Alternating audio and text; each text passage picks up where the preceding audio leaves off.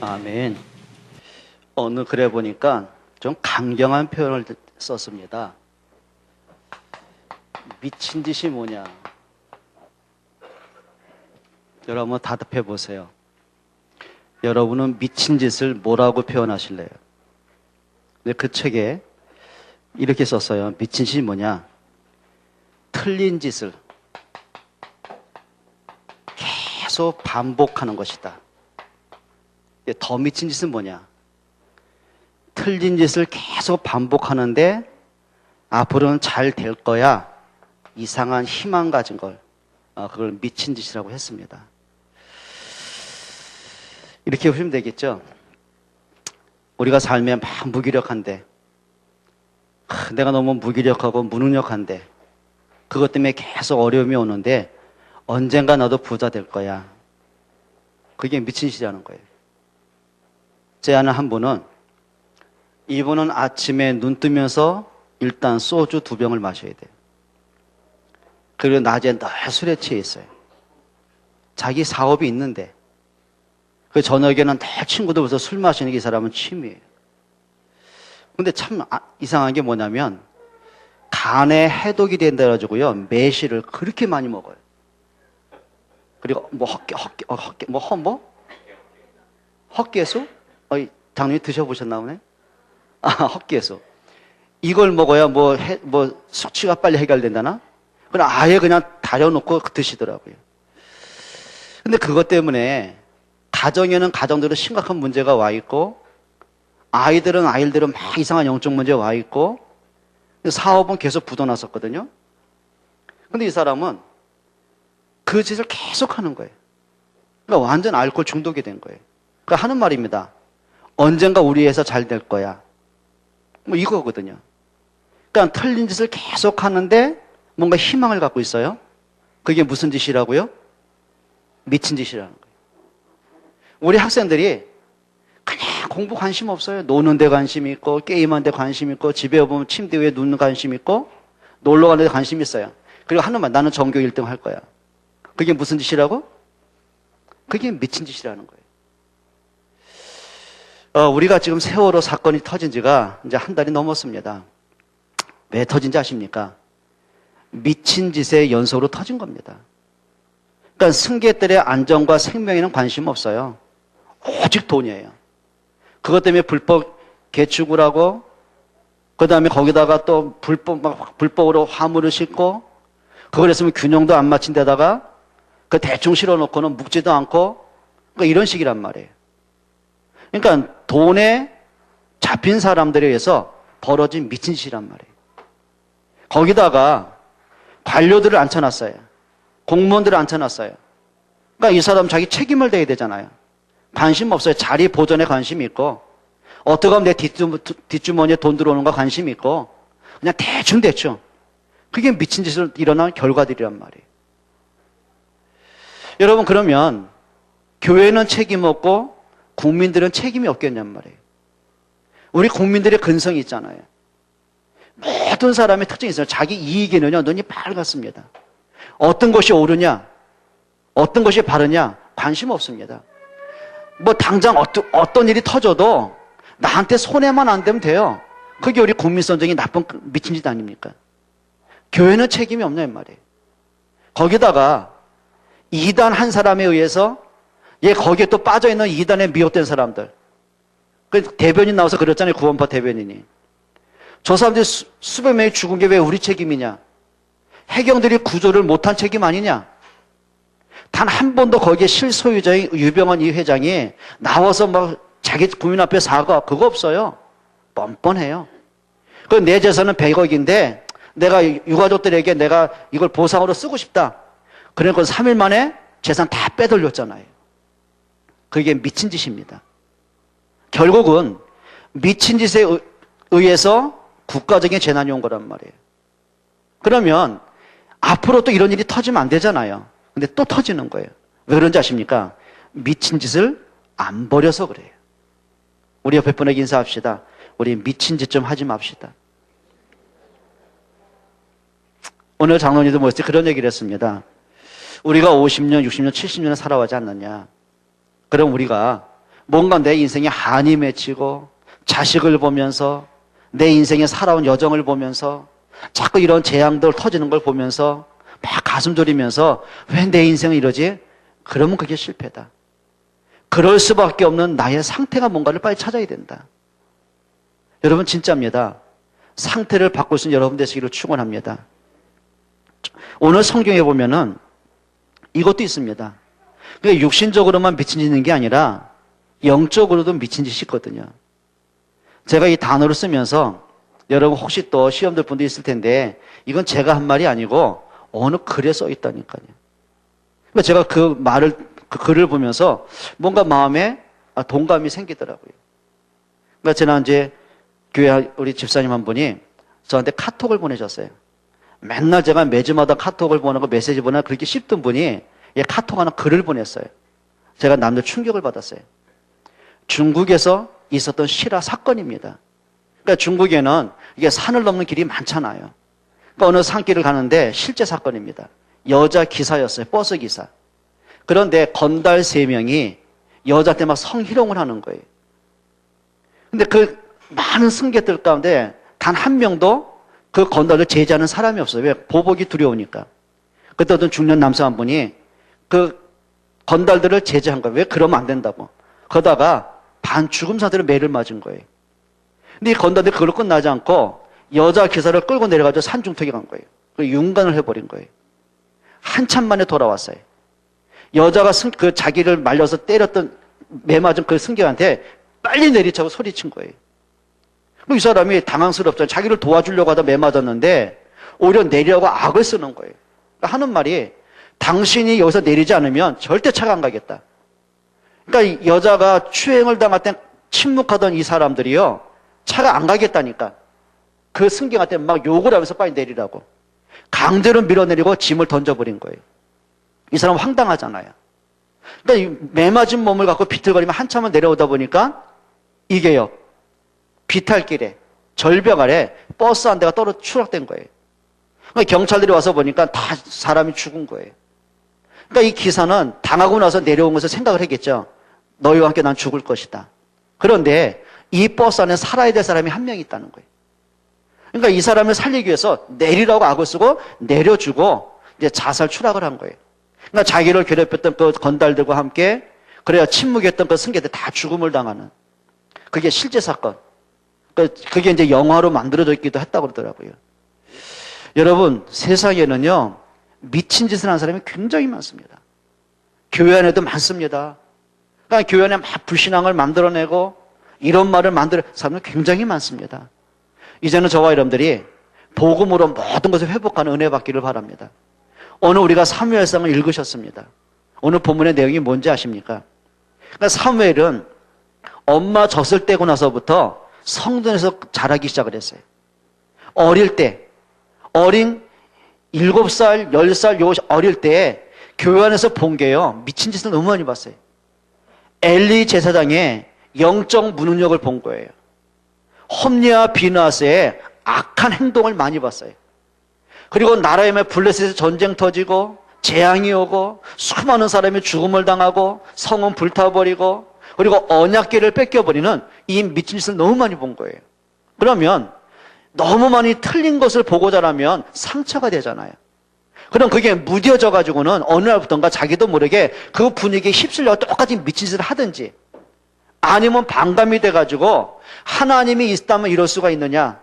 왜 교회는 저렇고 제사장은 저렇고 왜 지도자는 저러냐? 세상 비관하고 불신앙으로 무너지든지 두 가지 중에 하나일 거 아닙니까? 그런데 사무엘은 그 반대의 길로 간 거예요. 똑같이 미친 짓을 따라간 게 아니라 미친 짓을 버리기 시작하는 거예요. 그러면서 이스라엘의 사사가 되고 제사장이 되면서 제일 먼저 한 게 오늘 본문입니다. 미스바 운동을 일으킨 겁니다. 모든 백성들을 미스바로 다 모이게 했습니다. 그리고 틀린 걸 버린 거예요. 4절은 이렇게 말합니다. 3절이 이렇게 말하죠. 7장 3절입니다.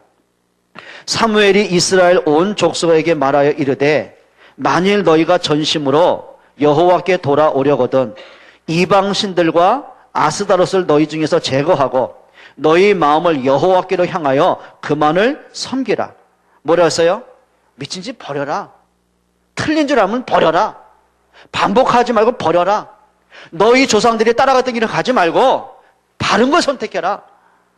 그게 지금 사무엘의 결단입니다. 그리고 뭐 한지 아십니까? 잃어버린 걸 회복하기 시작하는 거예요. 그게 오늘 본문 9절입니다. 잃어버린 언약을 회복하죠. 9절 한번 다시 읽어볼게요.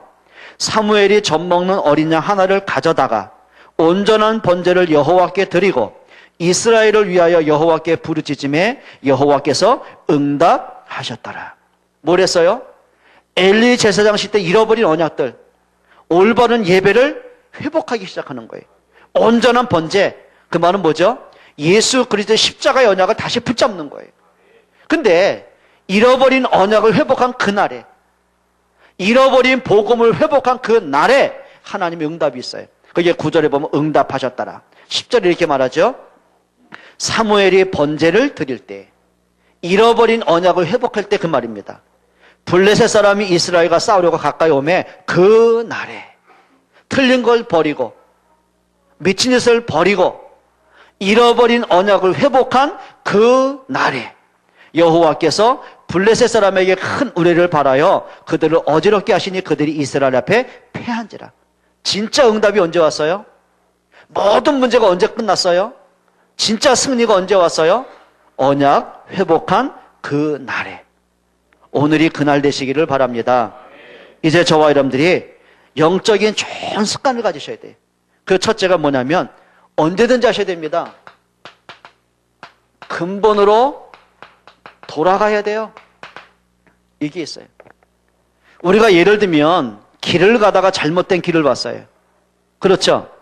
우리가 경부선을 타야 되는데 잘못 들어가지고 영동선으로 계속 가고 있어요. 가다 보니까 점점점 내가 원하는 목적지가 멀어지고 반대편으로 가요. 내가 확인했어요. 어떡합니까? 에이, 어차피 왕 거 언젠가는 돌면 나오겠지. 그럼 고집 부려야 되겠습니까? 아니요. 틀린 길을 가는데 고집 부리면 부릴수록 더 능력이 있을수록 그게 문제되는 거예요. 제일 좋은 게 뭔지 아십니까? 돌아서야 되는 거예요. 그렇죠? 우리가 이렇게 하셔야 됩니다. 왜 우리 자식은 저렇지? 그러고 있으면 안 돼요.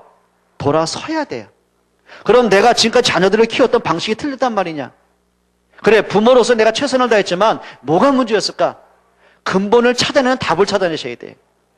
여러분 가정에 자꾸 뭔가 경제 문제, 건강 문제, 가족 간의 문제 자꾸 문제 옵니까? 근본으로 돌아가야 돼요. 여러분, 내가 신앙생활 하는데 은혜가 안 되고 자꾸 시험들 일만 생깁니까? 교회 왔는데 예배가 안 되고 자꾸 문제만 보여집니까? 여러분, 근본을 찾아내야 돼요. 우리 옆에 분에 인사합시다. 근본으로 돌아갑시다. 그게 뭔지 아세요? 오늘 사무엘이 선택한 겁니다. 잃어버린 언약을 회복하자. 오직 복음으로 돌아가야 됩니다. 여러분, 진짜 이런 응답받기를 축원합니다.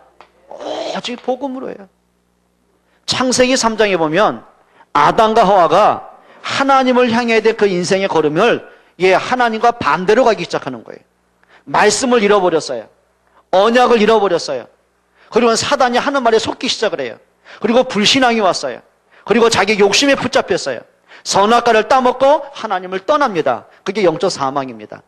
그 결과로 에덴은 저주의 땅이 되고 말았어요. 그 결과로 자신에겐 두려움이 왔고 영적인 고통이 올리기 시작했어요. 그 결과로 가정에 재앙이 오고 후대는 계속 무너지기 시작하는 거예요. 답이 없는 거예요. 그때 하나님이 답을 주셨어요. 창세기 3장 문제를 해결하는 답을 주셨어요. 그게 뭔지 아십니까? 잃어버린 언약으로 다시 돌아가는 겁니다. 그게 창세기 3장 15절의 언약입니다. 그걸 우리가 말하는 구원 언약, 생명의 언약이라고 합니다. 여러분, 진짜 답은 하나 있습니다. 복음으로 돌아가는 겁니다. 자, 이스라엘이 애굽에 430년간 놓여야 된 거예요. 답이 없어요. 하나님이 돌아가는 답을 주신 겁니다. 그게 출애굽기 3장 18절의 피의 언약입니다. 6월절 양의 피 바른 그날에 바로가 무릎을 꿇었어요. 430년 만에 저주가 끝이 나고 출애굽의 기적이 나타난 거예요. 다른 길이 없습니다. 윤리도 회복해야 되고 도덕도 회복해야 됩니다. 근데 진짜 중요한 게 있습니다. 근본을 회복하셔야 되는 거예요. 그게 뭐죠? 근본으로 돌아가는 겁니다. 오늘 사무엘상 7장 9절에 보면 사무엘이 어릴 때도 한이 맺힌 게 있잖아요. 그렇죠? 복음도 잃어버렸어요. 제사장의 무능을 봤어요. 블레셋에 계속 침략을 당하고 재앙이 오는 걸 봤어요. 어린 나이에 언약궤 뺏기는 수모를 봤어요. 자, 그걸 언약적인 한을 품습니다. 그리고 자기가 지도자가 되었을 때 그걸 회복하기 시작하는 거예요. 그 상처를 그냥 묻어둔 게 아니에요. 상처에 잡힌 게 아니에요. 그것 때문에 비관하고 낙심하고 절망한 게 아니라 그 절망을 깨트리는 답을 찾은 겁니다. 그게 뭐죠? 잃어버린 언약 회복하는 거예요. 그게 뭐죠? 온전한 번제입니다. 그게 그리스도의 십자가의 언약을 깨닫게 되는 거예요. 그게 답입니다. 자, 이 모든 것의 완성으로 마태복음 1장 21절에 하나님이 주신 약속이죠. 보라, 처녀가 잉태의 아들을 낳을 것이요 그 이름을 임마누엘이라 하리라. 그게 뭔 얘기죠? 이름을 예수로 하라. 이는 저가 자기 백성을 죄에서 구원할 자이심이라. 그분이 오신 겁니다. 마태복음 16장 16절입니다. 주는 누구로 오셨어요? 그리스도로 오신 겁니다. 그게 답입니다. 여러분, 이제부터 여러분들이 딴 거 하지 마세요. 언약 회복하시기를 축원합니다. 그냥 신자로 끝나면 안 돼요. 복음 가진 신자가 되어야 됩니다. 그냥 예배로 끝나면 안 돼요. 오늘 내게 주시는 하나님의 말씀을 붙잡으셔야 됩니다. 승리하기를 축원합니다. 언제든지 하셔요. 우리가 인생을 살다 보면 이런저런 문제 올 수 있잖아요. 낙심할 수 있는 문제, 그래요. 절망할 수 있는 문제도 올 수가 있고, 또는 내가 연약해서 흔들려가지고 무너질 수 있는 문제도 있고, 때로는 내가 착각해서 실수할 때도 있잖아요. 내가 영적 문제에 또 갇힐 때도 있잖아요. 그럴 때 어떻게 할 겁니까? 이때는 한 가지 하셔야 됩니다. 진짜 예배 회복하셔야 됩니다. 창세기 13장 18절에 보면 아브라함의 인생에 5점을 남겼어요. 자, 하나님의 말씀대로 가나안 땅에 들어왔는데 순간 불신앙이 온 겁니다. 흉년이 들었잖아요. 먹고 사는 문제가 부딪히잖아요. 근데 소문에 듣자니 애굽이란 땅에 풍년이 들은 거예요. 그러니까 아브라함이 계산했겠죠. 말씀 잃어버리고 하나님의 계획 다 놓쳐버리고 이제 먹고 사는 것 때문에 애굽에 올라갑니다. 그때부터 문제 온 거예요. 먹고는 살았어요. 원하는 육신적인 문제 해결됐어요. 근데 그때 어떤 문제가 오죠? 그 나라의 왕인 바로가 보니까 이 아브라함의 와이프가 너무 이쁜 거예요. 나이는 들었지만 너무 고상하고 고귀하고 아름다운 거예요. 그 눈치를 보니까 아브라함이요. 그 땅 족장 시대다 보니까 자기가 타국에 들어왔잖아요. 그러니까 간단한 거죠, 왕이. 아니, 아브라함 죽여버리고 그 마누라 뺏어오면 될 거 아닙니까? 요걸 눈치챈 아브라함이요. 자기 와이프가 짠 겁니다. 이 사람들 눈치가 보니까 당신에 대해 탐이 나고 있다. 그럼 분명히 나를 죽일 거 아니냐? 그러면 내가 죽으면 안 되지 않냐? 당신 내 와이프라고 하지 말고 내 누이 동생이라고 해라. 그러니까 살아도 보니까 눈치가 있지 않습니까? 그러니까 여동생이 돼버린 거예요. 그러니까 바로 입장에서는 아브라함 죽일 필요가 없는 거예요. 그리고 아내로 맞이하면서 그 아브라함의 지창금을 준 겁니다. 성경에 보면 수많은 금은보화부터 수많은 가축들을 준 거예요, 양떼를. 그럼 그 떼부자가 됐다고 아브라함이 행복하겠냔 말이에요. 그 밤에 아브라함의 날 고민이 뭡니까? 자기 와이프가 딴 남자 품에 안겨야 되는 거예요. 얼마나 수모스럽고 얼마나 억울하겠습니까? 근데 하나님 참 감사하죠. 하나님이 바로에게 진노를 가하시는 거예요. 그러면서 그 아내를 다시 되돌려보게 하는 겁니다. 아브라함이 자기 와이프를 데리고 다시 가나안 땅에 들어옵니다. 근데 저는 그 장면 생각하면은요, 아브라함이 무슨 말 했을 것 같아요? 김장로님, 이렇게 보면 돼요. 어디 놀러 갔는데 동네 깡패들이 온 거예요. 근데 보니까 김혜은 집사를 탐내고 있어요. 아, 내 와이프 아니고 내 여동생인데요? 근데 극적으로 와이프를 찾아 이제 오는 거예요, 집에. 그럼 무슨 말 할 것 같아요? 거기에는 어떻게 웃으면서 올까요? 그렇죠. 푹 쓰고리고. 아무 말 못하고. 그럼 김혜은 집사 어디 있어? 뒤에 쫓아오면서 무슨 말하고 따라올 것 같아요? 어디 앉았어? 김 집사. 김경구 뒤통수 보면서 무슨 말을 짓거릴 것 같아요? 저것도 남자라고. 내가 저걸 믿고 살아야 되나? 지금 아브라함이 그 꼴입니다, 지금. 완전 실패된 겁니다. 평생에 누가 할까 겁나는 5점을 남긴 겁니다. 그 실패된 아브라함이 가나안 땅에서 딱 한 가지 선택합니다. 이걸 회복합니다. 여호와를 위하여 단을 쌓았더라. 그게 은혜 받는 삶의 특징입니다. 우리 실수할 수 있잖아요. 문제 올 수 있잖아요. 하셔야 됩니다. 하나님 앞에 서셔야 됩니다. 내가 예배를 한단 말은 시간을 지켜왔다는 말이 아닙니다. 나를 구원하신 하나님이 누군가를 안다는 얘기입니다. 그래요. 나같이 못난 자를, 무지한 자를, 어리석은 자를 하나님이 끝까지 포기하지 아니하시고 그리스도가 십자가에 죽기까지 사랑하셨고 끝까지 하나님의 자녀로서 포기하지 않으시고 깨닫게 하시고 은혜 주시고 회복하게 하시고 힘 주셔요. 그리고 그걸 알고 감사함으로 예배하는 겁니다. 여러분, 예배 성공할 수 있기를 축원합니다. 그게 답입니다.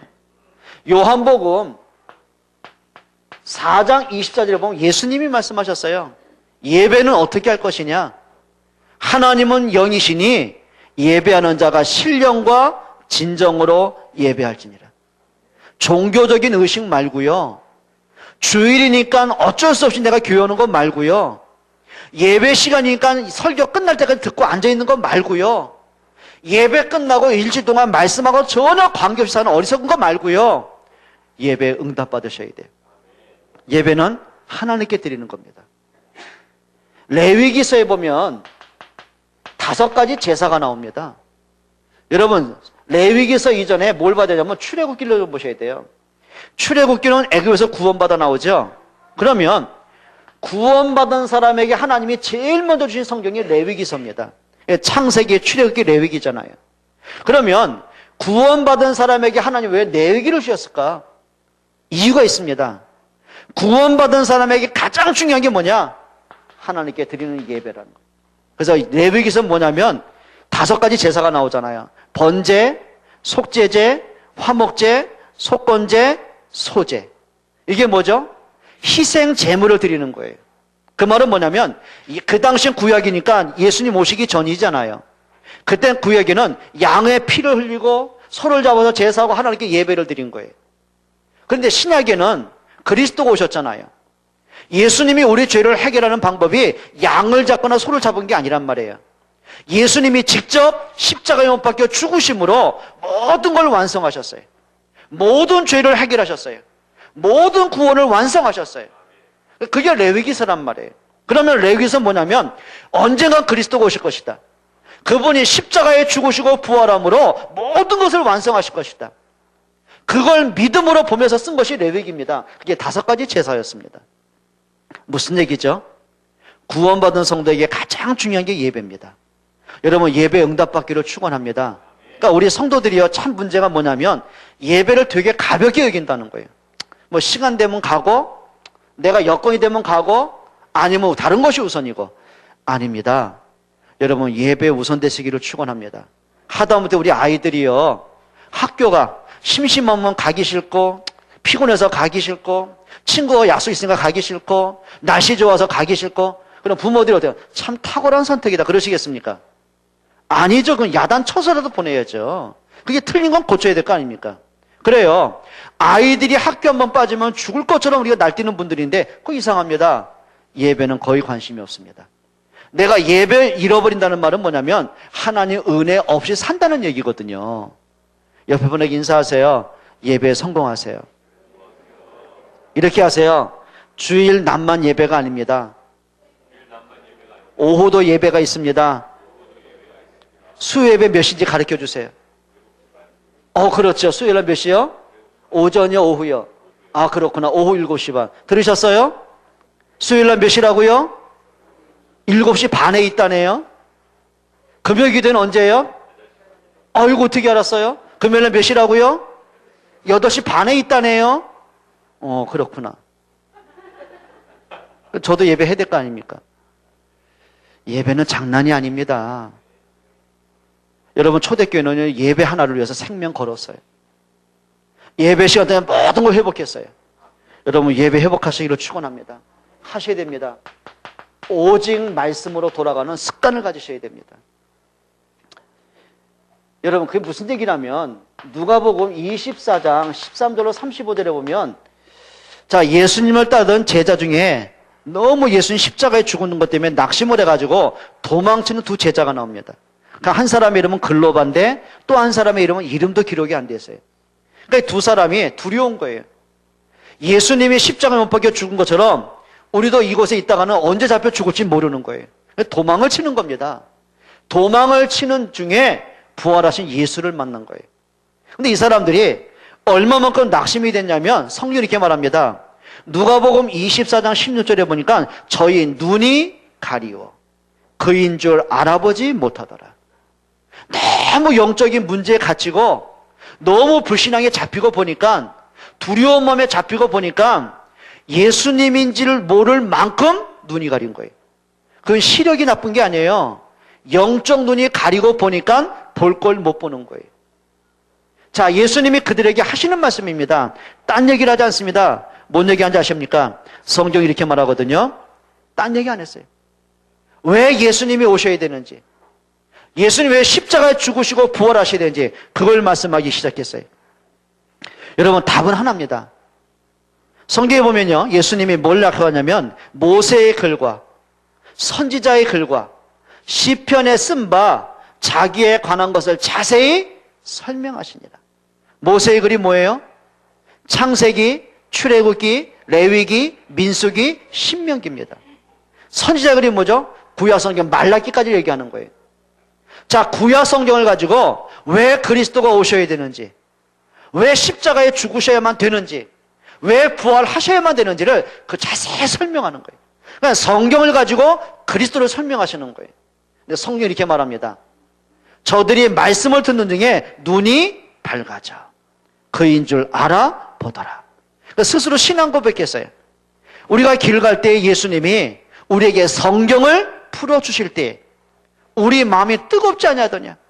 그래, 불신앙으로 냉랭했던 마음들이, 말씀과 관계없이 불신앙에 잡혔던 사람들이 성경을 통해 그리스도가 믿어진 거예요. 성경을 통해 그리스도가 깨달아진 거예요. 그러면서 눈이 밝아지고, 영적인 눈이 밝아지고, 불신앙이 사라지고, 마음이 뜨거워지고, 도망쳤던 예루살렘 또 뛰어들어갑니다. 그리고 그리스도의 부활을 전하기 시작하는 거예요. 여러분, 답은 하나입니다. 영적 회복이 언제 오는지 아세요? 성경에서 옵니다. 우리의 영적인 치유가 언제 되는지 아십니까? 말씀에서 오기 시작합니다. 운명이 언제 바뀌는지 아십니까? 말씀이 마음에 담겨질 때 담깁니다. 여러분, 성경으로 돌아가서 이를 축원합니다. 그런데 참 안타까운 게요, 대다수의 많은 성도들이요, 성경 멀려고 살아요. 여러분, 성경 꼭 찾을 때가 있습니다. 언제입니까? 예배 올 때입니다. 근데 요즘은요, 우리 성도들 보니까 종자들이요, 성경 주중에 한 번 안 찾는 분들이 있어요. 제가 가만히 보니까 성경 없이 오세요. 저 뒤에 교회 처음 오는 분들에서 성경책 이렇게 비치해 놓은 거 있잖아요. 그걸 갖고 오세요. 갈 때 그냥 가요. 또 갈 때요, 내가 갖고 왔던 거 제자리에 갖다 놓지도 않아요. 의자에 펴놓고 그냥 가버리세요. 새벽 예배 끝날 때가 다 원위치 한다 아닙니까, 이게? 성경 가까이 하셔야 됩니다. 이렇게 말씀하거든요. 요한계시록 1장 3절에 보니까 진짜 복 있는 사람이 누구냐? 이 말씀을 읽고 듣고 지키는 자가 복이 있다. 시편 1편 2절에 보니까 다윗의 고백입니다. 진짜 복 있는 사람이 누구냐? 주야로 이 말씀을 묵상하는 사람이 복이 있다. 여러분, 좀 말씀을 듣기를 바랍니다. 많이 읽기를 바랍니다. 정말이에요. 1년에 성경 몇 번 읽자고요? 최소한 한 번은 읽자고요. 근데 읽는 거 간단해요. 여러분, 월요일부터 토요일까지요, 하루 3장만 한번 읽어보세요. 마음 먹고 읽으면요, 5분이면 끝나요. 그리고 주일날 한번 넉넉하게 5장 한번 읽어보세요. 그럼 그게 일주일에 몇 장이에요? 23장 되는 거예요. 일주일에 23장만 읽으면 창세기부터 요한계시록까지 딱 끝나요. 한번 결단 한번 해봅시다. 저 앞으로 한 50년 살 것 같아요. 최소한입니다. 그럼 저는 50번을 읽어야 되겠다. 여러분 앞으로 몇 년 살 것 같아요? 김경은 나보다 좀 더 살겠지. 70년 살겠지요. 그럼 한번 죽는 그날까지 성경 70번 한번 읽어봐라. 그냥 성경을 몇 번 읽었냐가 중요한 게 아닌 거예요. 성경이 하나님의 말씀이 맞다면, 하나님의 말씀을 통해 당신한테 다 예언한 게 맞다면, 이 말씀이 내가 운명에서 빠져나온 길, 죄에서 해방하는 길, 하나님 만난 구원의 길, 모든 문제 해답의 길이 다 있다면 성경을 읽어야 될 거 아닙니까? 왜 아멘들 안 해요? 성경 가까이 하세요? 다음 주에 물어볼 겁니다. 예? 정말입니다. 부탁합니다. 하나님의 말씀을 자꾸 들으셔야 돼요. 성경 가까이 하시기를 바랍니다. 여러분 하셔야 됩니다. 요 세 가지만큼은 진짜입니다. 근본으로 좀 찾아가셔야 됩니다. 두 번째 부탁을 드립니다.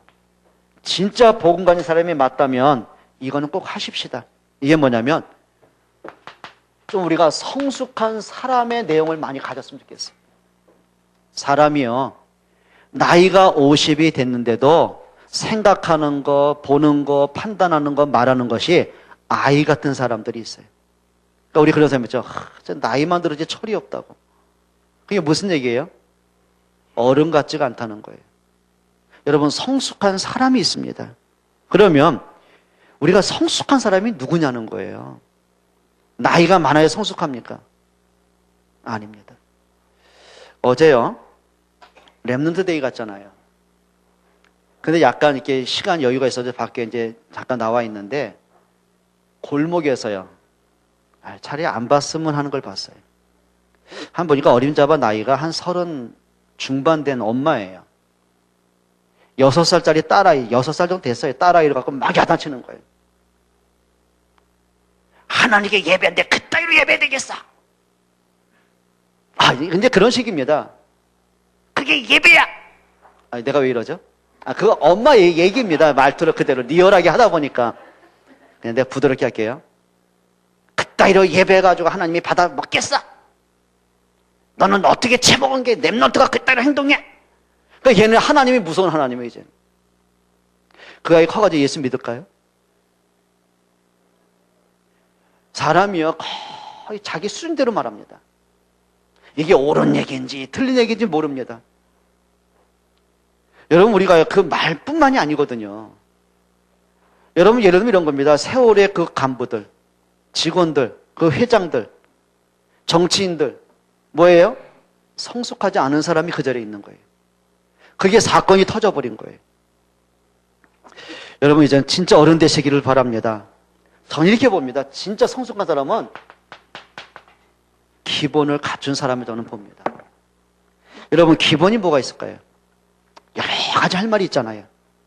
근데 제 수준에서 이렇게 봅니다. 진짜 기본이 된 성숙한 사람은 상식이 통하는 사람입니다. 상식이 통하는 사람입니다. 상식 반대가 뭐죠? 몰상식입니다. 여러분, 상식이 있어야 되는 거예요. 그래. 내 회사에서 내 실수 때문에, 내 탐욕 때문에 무고한 저 꿈도 못 핀 저 아이들이 200명이 넘는 아이들 죽었다면 내가 내 죄가 크구나. 이건 나타나고 사죄해야 돼요. 가족 다 숨어버렸어요. 재산 다 빼돌렸어요. 이거는 몰상식이 아니에요, 이거는요. 이거는 어떻게 표현해야 되는 거예요? 이거는 사회적인 공적입니다, 이거는. 그래요? 관피아? 해피아? 여러분 단어 아시죠? 마피아에 대해서 접속이 붙은 거예요. 자, 관료 마피아가 있는 거예요. 해수부 마피아가 있는 거예요. 종교인은 없습니까? 목사는 없겠습니까? 저는 목피아라고 보거든요. 목사 마피아는 없겠습니까? 신피아는 없겠습니까? 신자 마피아? 모든 분야 어느 가정이나 있다니까요. 부피아는 없어요? 부모 마피아는 없어요? 다 있다니까요. 그러면 이게 무슨 얘기냐면 상식이 없는 가정에서, 엮이는 가정에서 자녀들이 문제가 터지는 거예요. 엮이는 사회에서 범죄가 터질 수밖에 없는 거예요. 여러분, 이제는 상식이 통하는 사회가 됐으면 좋겠어요. 상식이 통하는 중직자. 여러분, 교회에서 상식이 없겠습니까? 예를 들면 내가 우리 김 장로에게 자꾸 푸시는 얘기입니다. 저 말이야, 저 차장로 말이야, 사귀지 말아줘. 사람이 이상하다, 저거. 영적 문제 심각하다. 너라도 똑바로 살아. 이게요, 뭘 상식 아닙니까? 그래. 결국 뭐냐면 얘 내 편 만드는 거예요. 교회에서 그럴 때 많다니까요. 자꾸 불신앙을 심어준 사람이 있다니까요. 어느 날 이 사람이 교회를 떠나버렸어. 왜 떠나냐? 교회가 이렇다, 누가 이렇다. 이게 상식이 없는 거거든요.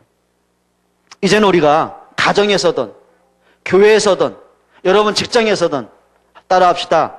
상식이 통하는 사람이 되자. 전에요, 어느 선교사님이 대접한다고 식당을 간 거예요. 그럼 식당에는 예절이라는 게 있잖아요. 예절이 있잖아요. 야, 애들 보니까요. 뛰어다니다가 저를 툭 치고 가고요. 한참 먹는데 툭 치고 어떻게 되겠어요? 흘러가지고 옷이 버렸잖아요. 이 쳐다봤어요. 지 엄마도 날 봤어요. 근데 내 그 눈초리 보고요. 내 욕을 했어요, 내가. 인간아, 애새끼 교육 똑바로 시켜라. 그러다 말았다고요. 얼굴에 도끼가 있더라니까요. 야, 봉변 당할 것 같은 거 있죠. 근데 애를 제재 안 시켜요. 자기 자식 귀한 줄 알았지. 그렇게 큰 아이 어떻게 되겠냔 말이에요. 문제 안 오겠습니까?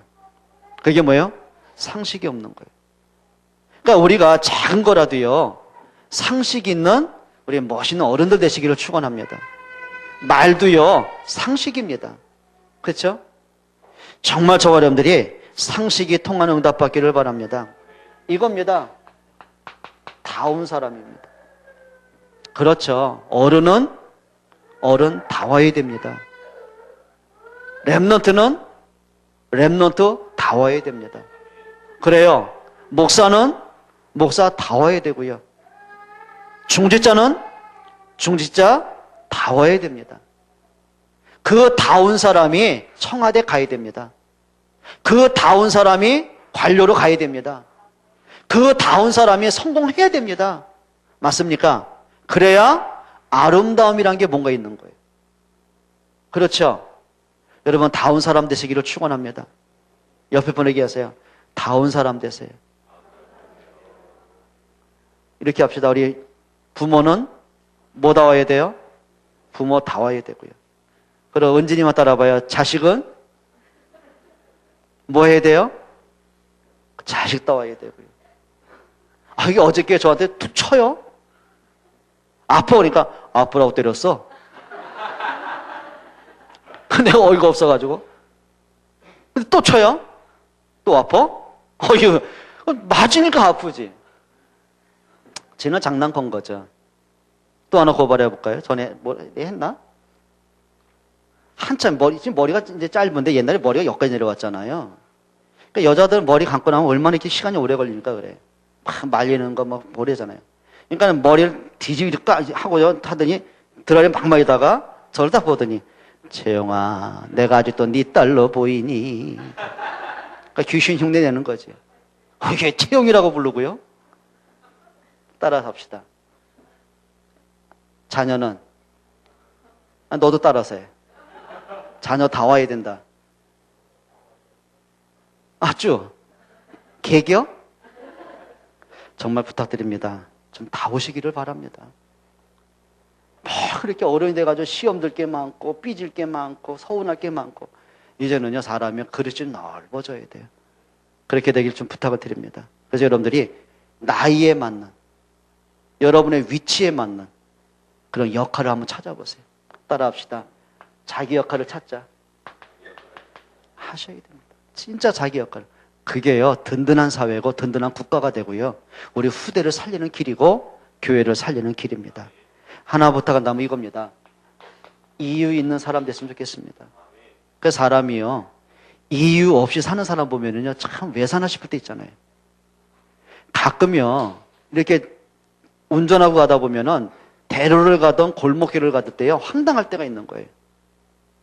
보통 뭐 사람이 차가 지나가면 좀 빨리 이렇게 양보하든지 지가 먼저 가든지 이렇게 해야 되잖아요. 소통이 돼야 되잖아요. 그런데 칠레면 쳐봐 하고 느긋하게 가서 거의 노숙자들, 거린들. 그러니까 이 노숙자분들 보면 좀 죄송한 욕이 아니라 이유가 없잖아요. 내가 왜 산지 이유가 없잖아요. 그러니까 칠레면 쳐라 뭐 나 인생 조졌다 이런 식이거든요. 근데 목적 있는 사람은요 안 그렇습니다. 내가 남한테 피해주면 안 된다는 걸 알고 있습니다. 내 역할이 뭔지 알고 있습니다. 맞습니까? 이유 있기를 축원합니다. 여러분 이제 얼마만큼 이유가 있어야 되냐면 로마서 16장의 인물처럼 멋있는 이유가 있기를 바랍니다. 정말 복음 때문에 전도와 선교와 교회 때문에 응답받을 이유가 있고 우리 후대 때문에 응답받을 이유가 있는 여러분 되시기 바랍니다. 자, 이 사람들은 또 하나가 보입니다. 뭐가 뭔지 아세요? 미션이 보여집니다. 여러분 미션이 뭐죠? 미션. 학생들이 그냥 학교를 간다. 그럼 미션 모르는 거예요. 내가 왜 오늘 학교를 가야 되냔 말이에요. 미션을 갖고 있는 사람이 학교를 가야 그게 성공하는 거예요. 그렇죠? 여러분 회사를 갑니다. 먹고 살려고 합니까? 그게 아니죠. 오늘 내가 할 역할이 있잖아요. 미션이 있잖아요. 오늘 여러분이 예배 시간이니까 왔다. 그럼 미션이 없는 거예요. 오늘 하나님이 내게 어떤 말씀을 하실 것인지, 내가 그 말씀을 붙잡고 한 주간 동안 어떤 기도 제목을 찾을 것인지, 내가 그 말씀을 붙잡고 한 주간 동안 내가 실천하기 뭔지 미션을 찾아내셔야 됩니다. 그게 응답받는 사람들이에요. 우리가 그냥 내가 목사니까 그게 아니잖아요. 목사니까 주일날 설교를 한다. 어제 은진이가 저한테 심각한 질문했어요. 많은 생각을 했어요. 아빠 지난주에 이유는 메시지 하셨는데 아빠는 어떤 목적을 갖고 메시지 한다는 거예요. 그럼 아빠가 메시지 했는데 아빠가 붙잡은 언약은 뭐냐는 거예요. 어떤 기도 제목 가졌는 거예요. 예리하잖아요. 제가 마음에 있는 걸 얘기했어요. 만약에 제가 기도 제목이 없고 메시지가 없었다면 당황스러울 거 아닙니까? 간단히 제압하면 되죠. 시끄러워, 네가 알아서 뭐하게. 그럼 되잖아요. 근데 그게 대화가 된 거예요. 미션 없이 메시지 들으면은요, 오늘 목사 이제 오늘 뭐 12시 다 되니까 이제 뭐 언제 끝날는지, 뭐 분명 3번에 끝날 때 됐는데, 뭐 3번에 또 뭐 몇 번 쓸 텐데 언제, 그렇게 된다니까요? 미션 없이 메시지 듣고 예배한다. 그게 불쌍한 사람입니다. 내가 말씀 예배 끝나고 왔는데 미션 없이 한 주간 산다. 그렇죠. 나름대로 있겠죠. 뭐 내가 가장으로서 돈도 벌어야 되고, 내가 주부로서 일을 해야 되고, 있겠죠. 그건 말고요. 하나님이 나에게 생명을 주셨다면, 하나님이 또 나에게 생명의 연장을 하셨다면, 하나님 내게 원하는 게 뭐지? 하나님 나를 목사로, 장로로, 중자로 부르셨다면, 내게 주어진 미션은 뭐지? 찾아내야 돼요.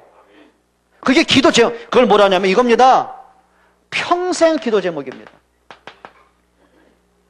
미션 찾아내기를 축원합니다. 진짜 하나님이 원하는 게 뭘까요? 어느 게 가장 중요한 것일까? 뭐가 가장 가치 있는 것일까? 하나님이 나에게 주신 참 미션은 뭘까?